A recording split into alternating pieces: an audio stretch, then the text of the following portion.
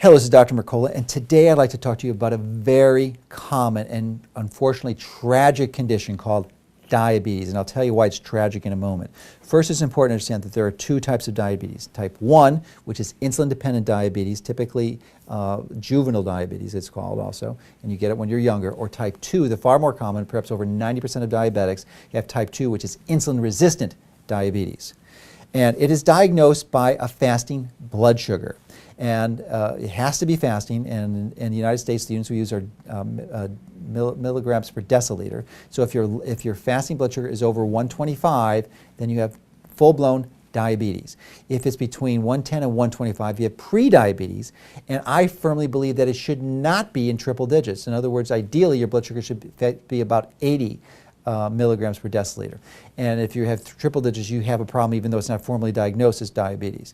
Now, this is a major problem in North America. In the United States, we have over 70 million people with diabetes or prediabetes. That's 1 in 4 people. This is an epidemic. It's an epidemic.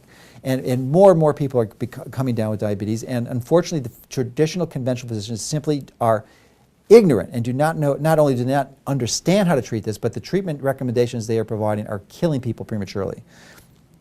You see, what they fail to understand is that even though you diagnose diabetes by a fasting blood sugar is not the problem. The problem is a miscommunication within the cell and between the cells, and usually it's related to the communication between insulin and leptin, the cellular receptors for that, because in diabetes, type 2 diabetes, you have a resistance of these insulin and leptin receptors. And nearly 100% of diabetics, type 2 diabetics, can be treated and the symptoms completely disappear if they are able to implement the recommendations we're going to provide with you in a few minutes. And it's important again to understand that type 2 diabetes is not a disease of increased blood sugar. That's merely a symptom. The problem is this insulin resistance. And if you just implement strategies to treat the blood sugar, you are destined for premature death. There's just no question about it. And one of the common strategies that many physicians implement for diabetes, type 2 diabetes, is to give them insulin. It's one of the worst things you can do. If you know anyone with diabetes, you want to tell them that to get off of that immediately, because it's condemning them to a premature death. Because that is not the problem. It's actually contributing to making the insulin and leptin resistance worse. In fact, Dr. Ron Rosedale, who's one of my early mentors in this area, has written some incredible articles on that. We should have links for that below this video. And one of his common ones, he's actually developed an acronym for this. It's called DIE, and I think it's so appropriate. It's an acronym for doctor-induced exacerbation. In other words, most doctors make diabetes worse. They accelerate the death process because of the crazy recommendations they're having. Putting people on insulin and these oral hypoglycemics to lower the blood sugar, because the disease is not a disease of high blood sugar. That's merely a symptom. You have to treat the cause, the insulin and leptin resistance. And fortunately, there are simple, basic strategies to do this. One is to lower your insulin. There's some simple, basic ways to do that.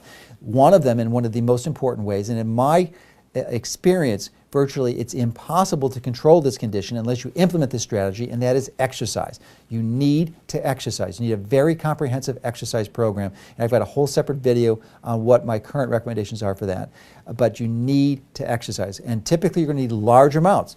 Until you get your blood sugar under control, you may need up to an hour or 2 hours a day, and of course that's something you don't want to start immediately. You want to work your way up to that, especially into an individualized and customized program designed for you that will help lower that, because exercise is one of the most potent ways we know to lower insulin and leptin resistance. Now, you also want to eliminate foods that your body will react to by increasing insulin level. This is pretty much all the grains, even healthy grains. So no breads, pastas, cereals, rice, potatoes, corn. Corn's is thought as a vegetable. It's actually classified as a grain. So you want to eliminate those foods until your blood sugar starts to get in control. Even fruits, these will increase your insulin levels and increase your insulin resistance. So even if it's a healthy grain, such as organically grown, stone ground whole wheat flour, you want to eliminate that until you get your blood sugar under control.